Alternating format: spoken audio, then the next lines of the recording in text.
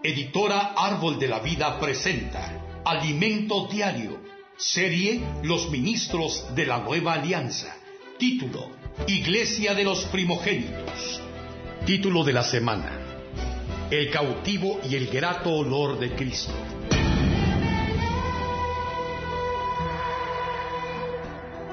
Miércoles: los planes de Dios para nuestra vida. Leer con oración. Entonces oí una gran voz en el cielo que decía: ahora ha venido la salvación, el poder y el reino de nuestro Dios, y la autoridad de su Cristo, porque ha sido lanzado fuera el acusador de nuestros hermanos, el que los acusaba delante de nuestro Dios día y noche. Apocalipsis 12:10. Luego de ver las estrategias del enemigo para sacarnos del plan de Dios, veamos ahora el lado positivo. Veamos lo que Dios quiere de nosotros. Dios quiere tener ministros del nuevo pacto, porque el ministerio solo tendrá valor si hay ministros. El ministerio del nuevo pacto depende de los ministros del nuevo pacto. Dios nos está invitando un mensaje a cada uno de nosotros. Te quiero a ti. No quiero que hagas algo para mí, quiero que vivas para mí.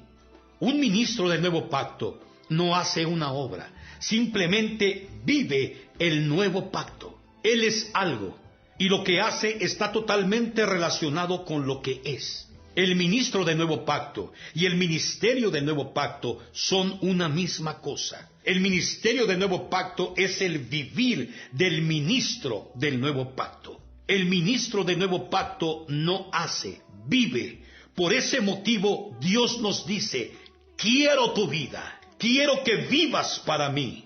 Al operar en nosotros, por medio de su palabra y del Espíritu, Él nos une a sí mismo. Eso cambia nuestra relación con Dios y con los hermanos. Ahora, veamos un aspecto de nuestra relación con el Señor: el triunfo.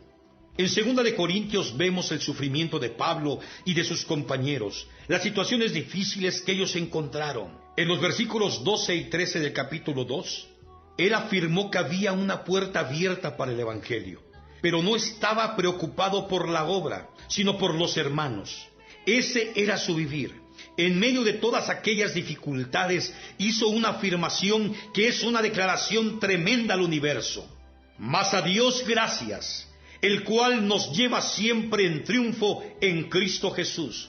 Versículo 14. Debemos enfatizar la palabra siempre. ¿Quién es capaz de afirmar eso?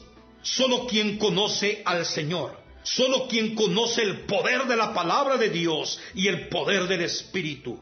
Y solo quien conoce a Dios de manera viva, porque tiene comunión con Él de manera viva. Es alguien que conoce la victoria del Señor y la declara. Hoy en día, Dios quiere hacer una gran transformación en nuestro ser. Que seamos transformados de personas que hablan del poder del pecado, del poder del mundo, del poder del enemigo, en aquellos que declaran el triunfo de Cristo. Muchas veces decimos: ¿qué voy a hacer? El mundo es tan fuerte, el pecado es tan fuerte. ¿Qué podré hacer? Eso es declarar el poder del enemigo. No estamos aquí para declarar el poder del enemigo, sino el poder de Dios. La victoria es de Cristo, no es del mundo, no es del pecado. No debemos quedarnos atrapados en esa declaración. Soy débil, soy débil, soy débil. Es cierto. En nosotros mismos somos débiles, pero tenemos el Espíritu, la palabra y la comunión con Dios. Eso nos fortalece. Tal vez pensemos: pero ¿quién puede vivir esas cosas? Apocalipsis nos da la respuesta. Entonces oí una gran voz en el cielo que decía: ahora ha venido la salvación, el poder y el reino de nuestro Dios y la autoridad de su Cristo. Porque ha sido lanzado fuera el acusador de nuestros hermanos, el que los acusaba delante de nuestro Dios día y noche. 12:10. Ciertamente, el pecado vino, la tentación vino, pero también vino la salvación, el poder, el reino y la autoridad. y el acusador de nuestros hermanos fue expulsado, el mismo que nos acusa de día y de noche delante de Dios. Tenemos debilidades, por eso Satanás nos acusa. No somos superhéroes que no tienen pecado ni debilidades. Algunos creen que yo no tengo debilidades, pero soy un ser humano y tengo carne. Puedo quedarme mirándome a mí mismo o puedo mirar a Cristo. No miremos nuestras debilidades, miremos a Cristo. Considero algo espectacular y vibro cada vez que disfruto de este versículo. Y ellos le han vencido. Apocalipsis 12:11. Este versículo nos habla de aquellos que vencieron a Satanás. Esto está registrado. El asunto es, ¿creemos en esto o no?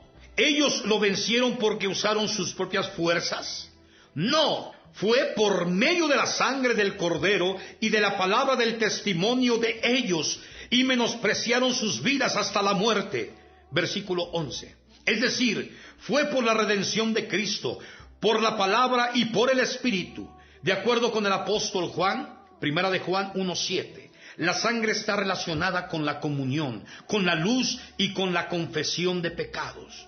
De esa manera vemos que los vencedores de Apocalipsis 12 usaron esas tres cosas que Satanás intenta neutralizar en nuestra vida. Si lo hace, él gana. A pesar de eso, tenemos las armas para ser vencedores. El gran problema es que no usamos lo que Dios nos ha dado. Que aprendamos a usarlas día tras día para vencer al enemigo aquí y ser un vencedor en aquel día.